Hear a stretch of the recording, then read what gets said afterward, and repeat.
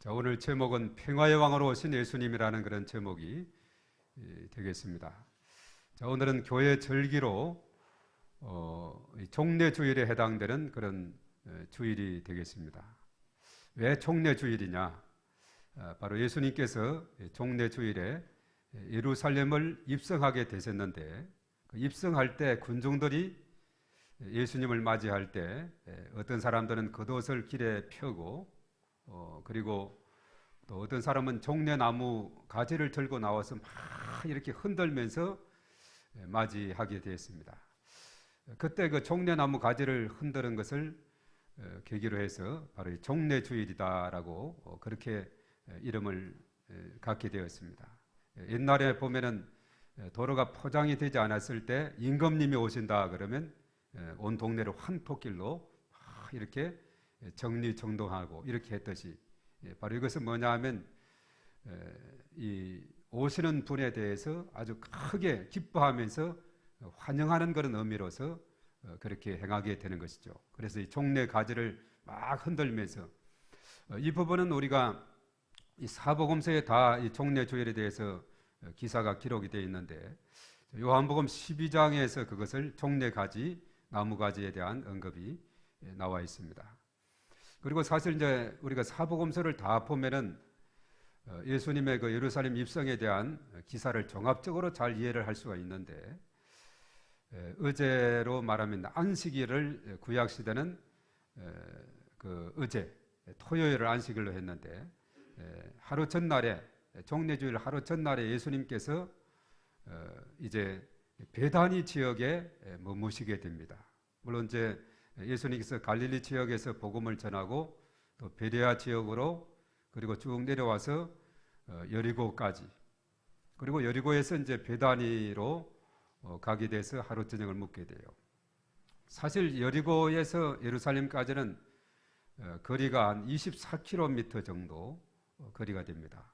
요즘 우리가 잘 뚫려진 도로로 가면 차로 한 30분 정도면 갈 수 있는 그런 거리죠.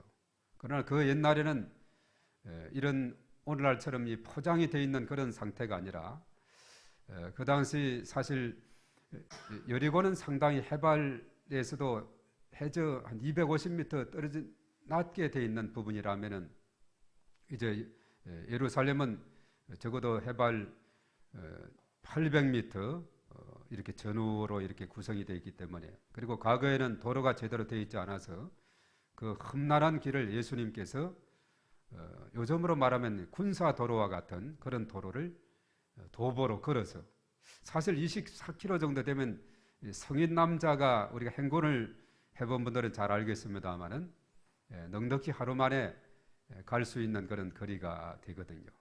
예수님도 그 고단한 길을 이렇게 산길을 걸어서 여리고에서 베다니까지 가게 됐어요. 바로 오늘 본문 앞에 보면 여리고에서 어떤 일을 행했느냐 하면 두 소경이 치유함을 받는, 예수님을 통해서 치유함을 받는 그런 기사가 나오고 있어요. 그래서 두 소경을 맹인을 치료하시고 이제 마지막 여정인 예루살렘 길을 가기 위해서 예루살렘 쪽으로 오는데, 베다니 지역, 이 베다니 지역은 예루살렘에서 한 3km 정도 떨어진 거리입니다. 그러니까 여리고에서 한 21km 정도 오게 되고, 베다니에서 하루 저녁을 묵게 되고, 이튿날이 되어서 이제 예루살렘 길을 가게 되는데, 가는 과정에 벳바게라는 그런 장소가 있습니다. 벳바게 지역에서 이제 오늘 있었던 이 본문이 나오고 있는데, 사실 베다니에서 벳바게까지는 2km, 벳바게에서 예루살렘까지는 1km만 가면은 갈 수 있는 그런 가까운 거리가 되는 거죠. 예루살렘을 한 1km 정도 남겨놓고 예수님은 이제 두 제자를 통해서 이제 나귀 새끼를 끌어와라 하는 이런 말씀을 하고 있죠. 우리가 지도를 잠깐 한번 보겠습니다. 예수님의 사역의 여정, 우리가 이제 와이드 옆으로 펼치니까 이런 지도가 돼요. 좀 아쉬운 면이 있는데, 이스라엘 지도는 세로로 봐야 더 자세히 볼 수 있는데, 세로를 옆으로 펼치니까 이 펑퍼짐하게 되어 있는데, 사실 예수님의 공생의 기간 동안에 우리가 성경 사복음서를 쭉 보면은 이 복음 전도 활동했던 그 지역을 이 지도는 아주 잘 표현을 하고 있습니다. 이 지도를 가만히 보면은 예수님께서 예루살렘에서 좌측길로 빨간색으로 보면 저 두로와 시돈까지 쭉 이렇게 가게 된 것을 보게 되죠. 두로, 시돈까지. 그래서 예루살렘에서부터 두로, 시돈까지 가게 되고 거기에서 가버나움으로 가게 되어서 빌립보의 가이사랴, 옛날에는 가이사랴 빌립보라 그랬죠. 여기까지 가서 이제 제자들과 함께 또 사역을 했던, 여기서 사람들이 나를 누구라고 하느냐 했을 때 그때 뭐 엘리야, 예레미야 선지자 중에 한 사람이라고 합니다 했을 때, 그럼 너희는 나를 누구라 하느냐 했을 때 마태복음 16장 16절에 주는 그리스도시요 살아계신 하나님의 아들이십니다. 베드로가 고백했죠. 사실 그 이후로부터 이제 순환이 몇 차례 예고가 되고 3번까지 예고가 되는 것을 봅니다. 그리고 사실 또 예루살렘에서 다시 수가 성에서 사마리아 여인을 전도한 기사, 또 나사렛을 방문하고 가나 혼인잔치, 그리고 이제 가버나움에 가셔서 또 옆에 베드로의 집에 그가 모시고 있는 장모의 열병을 치료하시고 이런 일들이 쭉 있어 오게 된 것을 보게 됩니다. 그리고 이제 예수님의 여정이 쭉 이 가버나움에서 사역을 마치고 오늘은 베레아 지역, 이 지역으로 쭉 지나서 여리고, 아까 말했죠. 여리고에서 삭개오를 전도하는 내용이 나오고 두 맹인을 고치는 치유 사건, 여기에서 예루살렘까지 24km라 그랬어요. 그래서 이 가파른 산길을 올라와서 베다니에서 어제 저녁을 머물고 오늘 종례주일에 벳바게까지 가서 이제 예루살렘을 1km 앞두고 있었던 그 일에 대해서 말씀해요. 사실 예수님께서 다니신 공생애 동안 다녔었던 내용을, 지도를 잘 그렸습니다. 바로 갈릴리 바다, 사해 바다가 되고 있죠. 이 지도를 보면 예수님께서 이곳을 이렇게 다니셨구나 하는 것을 깨닫게 될 것입니다. 자, 이제 다시 이제 영상으로 왔는데요. 자, 오늘 이 본문의 말씀에 보면은 예수님께서 이 벳바게라는 곳에 와서 사실 이제 두 제자에게 어떤 명령을 하느냐, 건너편 마을로 가서 나귀와 그 나귀의 새끼를 끌어오라 이렇게 말을 하고 있죠. 나귀와 나귀 새끼를 끌어와라 이렇게 말합니다. 자, 그래서 제자들은 그 말씀에 잘 순종해요. 그리고 이제 말합니다. 주인들이 있을 거 아니에요. 주인이 왜 끌어가 이렇게 말을 한다면 어떻게 말할 것인가까지 말했어요. 주가 쓰시겠다 하라. 주가 쓰시겠다 하라. 이 한 말씀이면은 그냥 주인이 아낌없이 준다는 것이죠. 제자들이 그렇게 가서 그렇게 다 해서 다 끌어오게 되는 이런 내용이 나옵니다. 우리가 자세하게 보면은 사실 마가나 누가복음 같은데 보면은 베다니와 벳바게를 같이 엮어서 이렇게 기록을 하고 있는데, 그래서 어떤 분은 베다니와 벳바게는 같은 지역이다 이렇게 주장을 하기도 합니다만, 우리가 자세하게 조금 전에 살펴봤듯이 베다니에서 벳바게까지 약간 거리가 한 2km 정도 떨어져 있는 것을 우리가 확인을 할 수가 있게 됐다는 사실입니다. 자, 그래서 이제 예수님께서 예루살렘을 입성하실 때 짐승을 탔는데 어떤 짐승을 타게 됐느냐, 오늘 이 본문의 말씀을 우리에게 잘 언급하면서 특별히 구약 성경에서 예언되었던 스가랴 9장 9절의 말씀에 그 예언의 말씀, 그 말씀이 오늘 성취되는 부분이 되고 있어요. 그래서 오늘 특별히 그 4절 5절 말씀에 선지자 예언의 말씀을 인용을 했는데, 바로 그것이 다름 아니라 스가랴의 그런 9장 9절의 말씀을 인용했어요. 시온 딸에게 이르기를 내 왕이 내게 임하나니 그는 겸손하여 나귀 곧 멍에 매는 짐승의 새끼를 탔도다 하라 이렇게 말했죠. 나귀 새끼를 타고 2절에서는 그랬죠. 나귀와 나귀 새끼를 함께 있는 것을 볼 터이니 풀어서 오라 이렇게 말씀을 했죠. 바로 이것이 이제 구약 스가랴 선지자, 예수님 오시기 전에 적어도 이사야는 700년 전 그 비슷한 시기에 스가랴가 예언했던 그것이 성취되는 그런 부분이 되겠습니다. 사실 옛날에 정복자들이 주로 탔던 동물이 있는데 그 동물이 뭐죠? 그 정복자들이 탔던 동물은 말이었어요. 말은 무엇을 상징하느냐 하면 전쟁과 승리를 상징하고 있다 하는 사실입니다. 그런데 이 나귀는 무엇을 상징하느냐? 겸손 그리고 평화를 상징하고 있다 하는 사실입니다. 그래서 예수님이 정복자답게 아주 그런 삶으로 나아간다면 적어도 말을 타고 갔을 터인데 그런 말 대신에 나귀를 타고 예루살렘을 입성하게 됐다. 이것은 무엇을 의미하느냐? 바로 예수님은 겸손의 종으로 그리고 평화의 왕으로 이 땅에 오셨다는 것을 우리에게 깨우쳐주고 있습니다. 이것도 한번 그림을 한번 보겠어요. 말 그림하고 자 이제 말 그림이 여기 나오는데 말 그림이 또 펑퍼짐하게 됐네요. 이게 좁혀놨었네 또 이렇게 됐구만요. 이 말이 좀 길게 뻗어가지고 그런데 요셉과 야곱의 이야기에서 보면 이제 말은 힘차게 나가고 있습니다. 그 다음에 그림을 한번 보겠습니다. 아주 위험차죠. 아주 기병이 칼을 높이 들고 말을 타고 전쟁을 수행하게 되는 것을 봅니다. 이만큼 말은 전쟁과 승리를 상징해요. 그 다음 그림 한번 보겠습니다. TV 광고를 보니까 말 타는 게 나오길래 어제 저녁 때인가 찍었어요. 아주 말은 다리도 길죠. 아주 위험차입니다. 그 다음 그림 보겠어요. 아주 저 말을 타고 힘차게 소녀와 말에 대한 이야기인데 아주 신나게 말을 타고 달리고 있죠. 아주 전쟁을 수행하기에 아주 적절한 왕입니다. 이 말을 타고 과거에 많은 용병들이 전쟁에서 성전보를 올렸죠. 그 다음 그림 한번 볼까요? 자, 이것은 이제 나귀를 의미하고 있는데 자, 이 그림을 제가 어디서 찾았는데 자, 이것은 무엇을 의미할까? 자, 예수님께서 어린 시절에 2살쯤 되어서 헤롯의 핍박을 피해서 애굽으로 가게 됐어요. 저 뒤에 있는 것이 뭐죠? 피라밋이 있죠. 바로 애굽 지역에 피난 가는 그 모습. 뒤에 요셉이가 이제 나귀를 몰고 마리아가 아기 예수를 안고 이렇게 가는 그런 모습을 이렇게 그린 것 같습니다. 그 다음에 이제 봅니다. 이것도 이제 나귀를 탄 그런 모습들 그림이 있어서 냈고요. 그 다음 그림도 봅니다.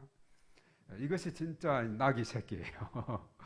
제가 성지순례 갔을 때 찍었는데 저 나귀를 타고 있는 그 소년입니다. 한 10대 소년 같아요. 저 애들이 왜 저 나귀를 저렇게 이 벳박의 지역 같습니다. 저기도 저렇게 나귀를 타고 관광객들이 많이 지나다니는 그 길에 저 소년이 왜 나귀를 타고 저기 있을까? 딱 보니까 예수님 시대 그 나귀와 나귀 새끼가 기억이 났거든요. 야, 기념을 하나 찍자. 찍되 얘가 이렇게 나귀를 탔으면서도 그냥 있지 않으면 얼마나 이것이 빠른지 몰라요. 앞뒤 사면을 이렇게 막 빨리 보는데 야, 아무래도 저게 좀 뭔가 있는 것 같다 해가지고 저쪽으로 볼 때 탁 찍는데 언제 탁 보고 돈 내라. 이거 찍었으니 돈 내라는 겁니다. 그래서 찍는 사람들은 그 당시 1달러를 내야 됐어요. 저 소년한테. 그러면 내가 돈 1달러 줄 테니까 정식으로 찍자 해서 정식 찍은 사진이 없더라고요. 제대로 찍은 사진이 있는데 저거는 몰래 저쪽으로 볼 때 제가 급하게 찍은 그 사진입니다. 앞에 말에 비해서 이 나귀 새끼가 참 초라하게 보이죠. 이것은 바로 겸손과 평화를 상징하는 동물이다 하는 사실을 우리에게 알려주고 있습니다. 이제 영상으로 돌아오겠습니다. 오늘 그림은 다 봤습니다. 이제 우리가 말과 이 나귀를 함께 봤습니다만은 말은 전쟁과 승리를 상징한다면 나귀는 겸손과 그리고 평화를 상징하고 있다. 이렇게 말할 수 있어요. 그래서 예수님은 이 땅에 겸손과 평화의 왕으로 이 땅에 오셨다는 것을 우리에게 잘 말씀을 해주고 있다라고 보게 됩니다. 그 당시 사실 예수님께서 예루살렘 입성할 때 이런 나귀 새끼를 타고 이제 입성하게 됐는데 이 군중들은 아주 초라한 그 짐승을 탄 예수님을 향해서 막 대환영을 이렇게 하고 맞이했지만은 그러나 불과 며칠 지나지 않아서 군중들은 예수님을 배반하고 사실상 예수님은 예루살렘 입성으로 고난이 시작이 되고 금요일에는 십자가에서 못 박혀 죽으시게 되는 이런 경험을 하게 됩니다. 이 경험이라기보다 사실은 예수님의 예루살렘 입성은 마지막 생의 마지막 방문이다라고 말할 수가 있어요. 그래서 인류 구세주로 오신 예수님은 구약 성경에서 수없이 예언했고 또 스가랴 선지자가 나귀 타고 예루살렘 입성한다는 그 말씀과 같이 입성을 하셔서 이제 이 땅에 오셔서 세상 죄를 지고 가는 유월절 어린 양이 되신 겁니다. 사람은 스스로 지은 죄에 대해서 해결할 수 없는 한계에 놓여 있을 때 때가 되어서 하나님께서 독생자 예수님을 이 땅에 보내셨고 십자가상에서 피 흘려 돌아가시기 위해서 요한복음 1장 29절에 세상 죄를 지고 가는 하나님의 어린 양이라고 이렇게 말했습니다. 그래서 사실 예수님께서는 이제 피 흘림에 대한 이런 일을 통해서 구속의 역사를 이루어야 되는데 구약 시대는 짐승의 피를 잡아서 해마다 수천 년 동안 그런 역사를 이어왔지만은 이제 예수님이 이 땅에 오심으로 단번에 십자가 죽으심으로 영원한 속죄를 이루셔서 누구든지 이제는 예수님의 그 피공로 의지하고 예수님을 구주로 영접하기만 하면 이제 제사함 받고 영생을 얻게 되는 줄로 믿습니다. 그래서 예수님이 이 땅에 오심은 사실 하나님과 사람 사이에 놓였던 장벽을 허물기 위해서 오셨어요. 그래서 이 땅에 평화를 이루기 위해서 오셨다라고 말할 수가 있습니다. 이 평화, 사실 이 평화라고 하는 것은 이 땅에 사는 사람들은 누구나 원하는 것입니다. 아마 평화 대신에 전쟁을 원하는 사람은 없을 거예요. 평화를 원한다면 그리고 평화를 원한다고 해서 마음대로 우리 뜻대로 되는 것이 아니죠. 그러나 궁극적으로 유일하게 예수님만이 진정한 평화를 우리에게 주시는 분이시다라고 말씀을 할 수가 있습니다. 자, 예수님을 믿기 전에는 많은 사람들이 그래요. 내 마음이 곤고하고 어둡고 눌리고 캄캄하고 이런 가운데 있었는데 바로 예수님을 영접하고 교회에 출석하고 이렇게 되다 보니 예배를 드리고 이렇게 하면 마음의 평안이 오더라 이런 이야기를 참 많이 듣게 됩니다. 우리 여기 오신 우리 김정숙 성도님도 그런 말씀을 하셨는데 그렇습니다. 교회 와서 예배를 드리고 하면은 예수님은 빛이시고 하나님은 빛이시거든요. 빛 대신 예수님을 마음속에 믿음으로 어둠이 물러가게 되고 우리 속에 참 평안이 올 수밖에 없는 것입니다. 이것은 다른 세상의 무엇과도 바꿀 수 없는 무엇으로도 이룰 수 없는 참 평안, 그 평안이 우리에게 있게 되는 것이죠. 자, 이것은 뭐냐면 창세기 3장에서 인간이 하나님께 죄를 지어서 하나님 떠났고 죄 아래 놓였고 사단의 지배 아래 놓였던 저희들을 바로 그 고리에서 그 얽매김에서 풀어주기 위해서 예수님이 이 땅에 선지자로 제사장으로 왕으로 오셔서 우리에게 소망을 주셨다는 사실입니다. 그래서 종례주일은 사실은 예수님께서 고난을 시작하는 날이고 한 주간 동안에 이제 고난 받으시고 십자가상에 돌아가게 되는 것이죠. 그래서 사실은 이 종례주일을 기점으로 고난 주간이 그 날짜가 시작이 된다라고 이렇게 말씀을 할 수가 있습니다. 그래서 예수님은 예루살렘에 입성을 함으로 인해서 이제 인류 대구속의 길을 이제 점점 이루어가는 그런 과정에 있다 이렇게 말씀을 할 수가 있습니다. 그런데 사실은 예수님은 예루살렘 가셔서 체포를 당하시고 또 신문을 받으시고 하는데 사실 본디오 빌라도로부터 그가 죄가 없음이 확인됐음에도 불구하고 아까 환영했던 그 군중들 그들에 의해서 배반을 당하고 십자가에 못 박아야 된다고. 6월절이 되면 한 사람 놓아주는 전례가 있는데 그때 빌라도로서도 어쩌면 예수님을 놓았으면 하는 그런 마음도 있었지만 그러나 그 당시 바라바, 흉악범인 바라바가 있었는데 군중들은 이 바라바를 놓아주고 예수님 십자가에 못 박아야 된다고 막 이렇게 선동을 하니 빌라도는 자신의 뜻대로 아닌 군중의 뜻에 의해서 바로 불법의 재판을 하게 되고 예수님을 십자가에 넘기게 되었죠. 그래서 예수님은 십자가상에서 죽으셔야만 했습니다. 사실 그 당시 십자가는 법정 최고형이었어요. 가장 사형 방법 중에서 잔악한 방법이 십자가였습니다. 보통 사람은 십자가에 매달리면 며칠 동안 피 흘리면서 죽어간다 그래요. 물론 예수님은 아침 9시에 십자가에 달려서 오후 3시에 돌아가시게 됐죠. 또 좌우편에 강도 각각 한 사람씩 두 사람이 함께 갈보리 십자가는 세 십자가가 되고 있는 것을 봅니다. 그런 이 십자가가 너무나 고통스럽기 때문에 예수님은 그랬어요. 아버지, 할 수만 있으면 이 잔을 내게서 옮기시옵소서. 그러나 내 원대로 마옵시고 아버지 원대로 되기를 원합니다. 바로 전날 밤 목요일 밤입니다.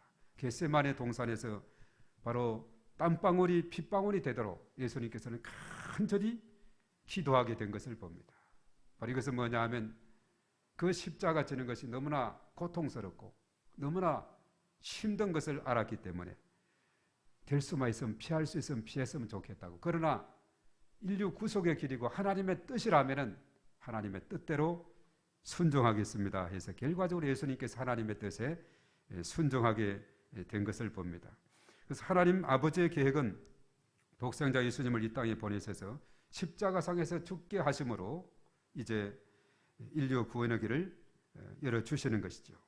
그래서 예수님께서 십자가 지시는 이 일은 괴롭고 힘든 일이지만 피할 수 없는 운명과도 같은 것이었다는 거죠. 그래서 요한복음 3장 16절에 하나님이 세상을 이처럼 사랑하사 독생자를 주셨으니 이는 그를 믿는 자마다 멸망하지 않고 영생을 얻게 하려 하심이라 그렇게 말씀했죠. 그리고 똑같은 요한이 기록했는데 요 일자가 들어가는 요한일서 3장 16절에는 바로 예수님께서 이 땅에 오셔서 우리 위해서 목숨을 버리시기까지 우리를 사랑하신 그 사랑에 대해서 우리에게 말씀하고 있습니다. 바로 최고의 사랑이 뭐냐? 십자가 사랑입니다. 죽기까지 하는 그 사랑이 가장 큰 사랑이라고 우리에게 말씀해 주고 있죠. 그래서 사실 예수님께서도 제자들에게 너희들이 나를 따라오려면은 자기 십자가를 지고 자기를 부인하고 자기 십자가를 지고 나를 따를 것이다 라고 마태복음 16장 24절에 그렇게 말씀했어요.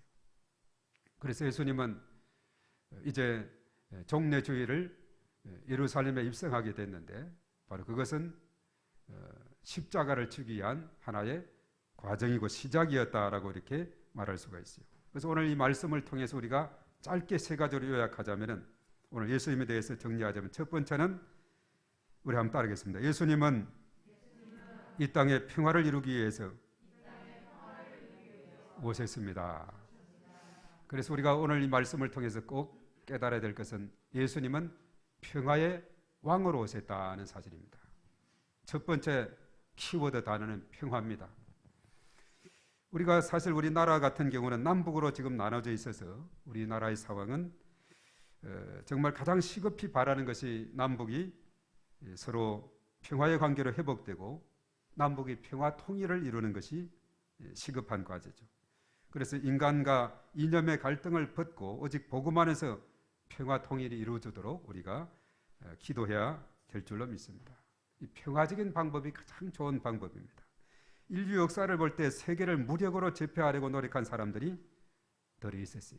예를 들면은 그리스의 알렉산더, 그리고 그 다음에 몽골의 징기스칸, 그리고 프랑스의 나폴레옹, 이런 사람들 보면 참 그 시대의 영웅이었죠. 또 많은 땅을 정복하게 되었어요.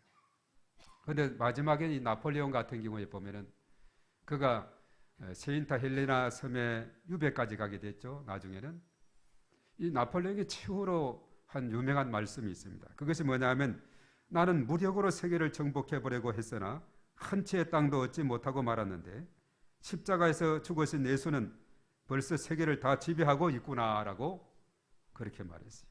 네. 자신은 그렇게 그 당시에 영웅으로 생각하고 넓은 땅을 이렇게 차지하기 위해서 무력으로 노력을 했지만은 그러나 한 채의 땅도 얻지 못했다. 십자가에 죽으신 예수, 그는 세계를 지배하고 있다고. 바로 평화적인 방법, 바로 예수님의 궁극적인 승리를 거기에서 암시하고 있습니다. 그래서 나귀는 평화와 겸손을 의미한다, 그렇게 말씀했죠. 그래서 예수님은 십자가로 세계를 정복하기 위해서 나귀 새끼를 타고 예루살렘에 입성을 했는데 바로 스가랴 9장 9절의 말씀을 성취했다라고 말씀을 할 수가 있습니다. 자, 두 번째 키워드는 뭐냐면 섬김이라는 단어입니다. 우리 따라하겠습니다. 예수님은 섬김을 실천하기 위해서 오셨습니다. 첫 번째는 평화, 두 번째는 섬김의 왕이다라고 말할 수 있습니다. 오늘 나귀와 나귀 새끼의 주인의 마음을 우리가 배워야 됩니다. 주가 쓰시겠다 할 때 선뜻 나귀를 내어주는 섬김과 헌신의 삶이 우리에게도 필요한 줄로 믿습니다. 예수님이 이 땅에 오신 목적, 마가복음 10장 45절에 인자가 온 것은 섬김을 받으려 함이 아니라 섬기기 위해서 왔고 많은 사람의 대속물이 되기 위해서 왔다, 그렇게 말했습니다. 죽기까지, 십자가상에서 죽기까지 섬김의 본을 보여주신 그 예수님, 그 예수님을 우리가 닮아서 이 땅에 살아가는 동안에 그 섬김을 실천하며 살아가는 우리의 삶이 될 때 바로 예수님의 그 모습을 우리가 조금이나마 닮아가는 그런 삶이 될 줄로 믿습니다. 마지막은 소망입니다. 우리 다 같이 따라하겠습니다. 예수님은 온 인류의 소망이 되셨습니다.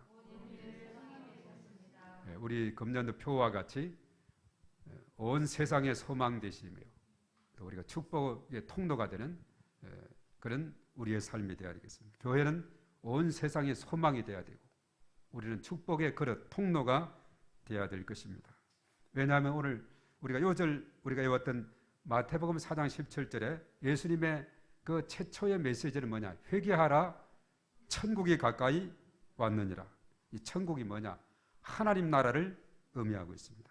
하나님 나라를 세우는 것이 예수님의 최초의 설교였고 그리고 예수님께서 이 땅에 오셔서 세우고자 했던 궁극적인 목표였다는 사실이죠. 그래서 예수님은 온 세상의 소망이 되신 겁니다. 그래서 오늘 키워드는 평화와 섬김과 소망, 이 세 가지 우리가 꼭 기억하고 바로 평화의 왕으로 오신 예수님은 온 인류의 소망이 되신다는 사실입니다. 왜냐하면 이 땅에 사는 모든 사람들이 죄 아래서 방황하며 공허해하며 헤매고 있을 때에 예수님이 오셔서 죄 문제를 해결해 주셨고 하나님과 우리와의 관계를 회복해 주시고 그리고 사람과 사람, 사람과 자연과의 관계를 완전히 회복해 주셨기 때문에 그렇습니다. 바로 십자가상에서 죽으심으로 화목제물이 되셔서 이제는 저와 여러분들이 예수님의 십자가 피공로지에서 죄와 사망과 저주로부터 해방받게 된 줄로 믿습니다. 그래서 우리가 그 은혜에 감사해서 언제나 하나님께 영광 돌리며 때를 얻든지 못 얻든지 하나님 나라 확장을 위해서 복음 전파를 위해서 우리가 힘쓰고 나아갈 때 하나님께서 미소 짓는 그런 복된 삶이 될 줄로 믿습니다. 자, 오늘 이 종례주일을 맞이하여서 평화의 왕으로 오셔서 섬김을 실천하셨던 예수님 그리고 온 인류의 소망 되신 예수님의 그 고난의 여정을 우리가 깊이 되새기고 바로 이번 한 주간 동안에 예수님의 그 십자가의 깊은 의미를 묵상하면서 살아가는 그런 삶이 되고 예수님께서 친히 본이 되시고 가르쳐 주신 이 복음 이것을 우리가 전파하며 우리의 삶 속에서 실천하며 살아가게 될 때 저와 여러분들 가운데 한없는 주님의 은혜와 복이 충만한 그런 삶이 될 줄로 믿습니다. 그래서 이번 한 주간 우리가 오늘 종례주일부터 이 고난 주간을 잘 보내고 다음 주일은 우리가 부활의 그 기쁨을 소망하면서 우리가 한 주간도 더 깊이 이 사순절의 마지막 주간 이 고난 주간 우리가 의미 있게 그래서 우리가 새벽 우리가 말씀을 묵상하면서 승리하는 한 주간이 되기를 바랍니다. 이제 우리 다 같이 이 말씀을 생각하면서 통성으로 기도하겠습니다. 주여 삼창하고 다 같이 기도합니다.